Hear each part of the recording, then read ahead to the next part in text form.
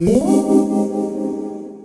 well, so I should say that I don't think anyone thinks growth hacking is easy. So if you're beating your head against your desk, you're perfectly normal, unlike the rest of us. The truth about growth is that you will try 10 things and 9 will fail, and you will find one thing. And I think a key to being a great growth hacker is perseverance is a huge element, willing to continue to try and find new things. But I think in addition to perseverance, there's kind of 4 key attributes of a great growth hacker. I think one is understanding that the keys to unlocking growth lie with your customers and your potential customers, and really understanding that customer development is a huge tool for you to use as a growth hacker. So understanding what your customers want, what their needs are, what their pain points are, and being able to position your product and reach them in a way that if you know who they are and what they need, it's much easier to figure out ways to reach them and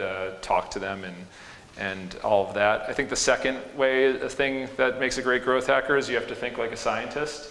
So you have to be really passionate about growth, but dispassionate about what you believe about growth and the experiments that you try to run. So because so many things will fail, you need to be willing not to hold on to your own ideas as like the best and golden ideas. You have to be open to all sorts of opportunities and ideas, and you have to have hypotheses that you create about growth, and then you have to try to disprove them basically and see, if what you are talking about is garbage or if it actually might work.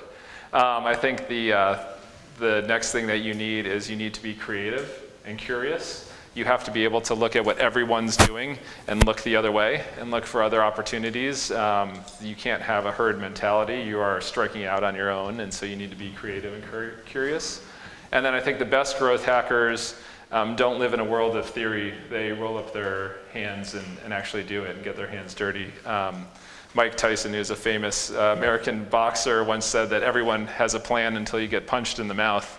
And and that's what growth hacking is a lot alike. You can sit in your office and you can have all these grand visions about how customers are supposed to react to you and how they're supposed to take a program or a campaign, and then you put it out there and you get punched in the face, and then it's time, the fight's really on. So growth hackers are scrappy and roll up their sleeves and try to figure out what works under tough circumstances. So those 5 characteristics, I think, is what makes a great growth hacker.